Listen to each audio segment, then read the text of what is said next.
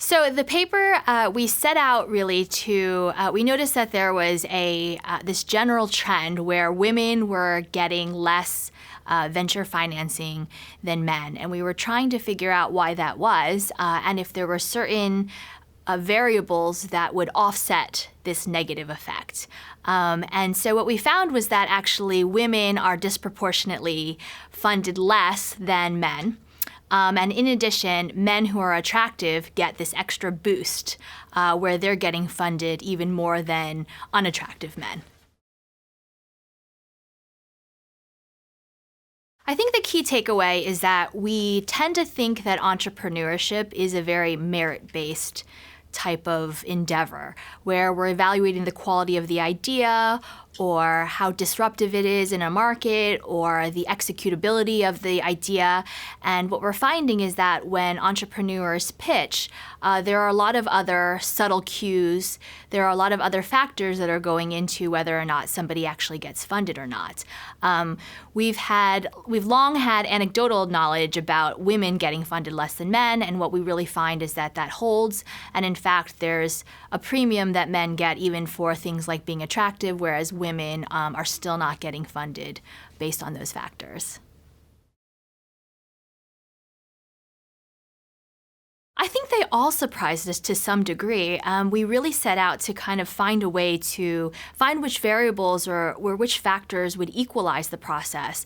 Were there ways that women could pitch themselves or present themselves such that they would be able to get the venture financing or be more representative of the types of financing that's out there? And it was surprising to us to actually find that these results were so robust and that they held under a number of different conditions. I think there's a lot of practical implications in terms of presentation and impression management. I'm doing a lot of research in terms of how people maybe present themselves in these settings in order to get the valuable resources that they need. There's a lot of uncertainty, a lot of unknowability intrinsic in this setting, and there's a lot of factors that we don't realize are making an impact, a lot of subtle implicit cues that are driving this process.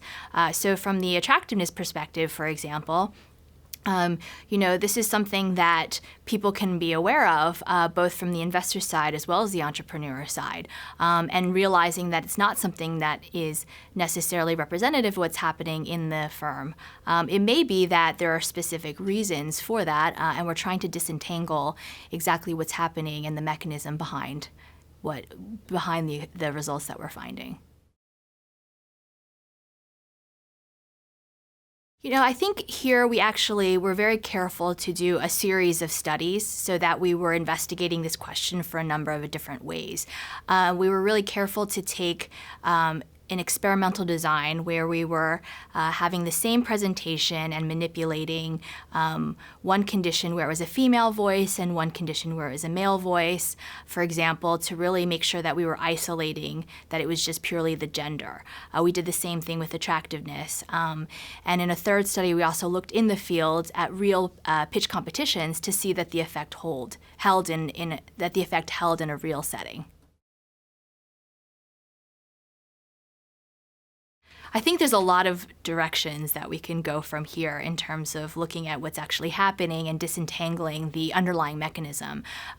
It may be that there's a certain subset of investors. Investors tend to be overrepresented. They tend to be much more male than female, and so that might be driving the effect. It might be that the type of businesses, the type of firms or startups that these women or men are starting might be influencing what's happening.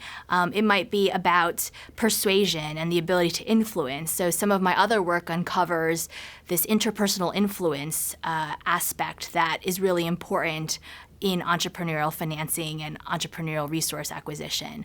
So there's a lot of underlying things that could be happening, and I think it's important to kind of understand why it is that we're seeing these effects.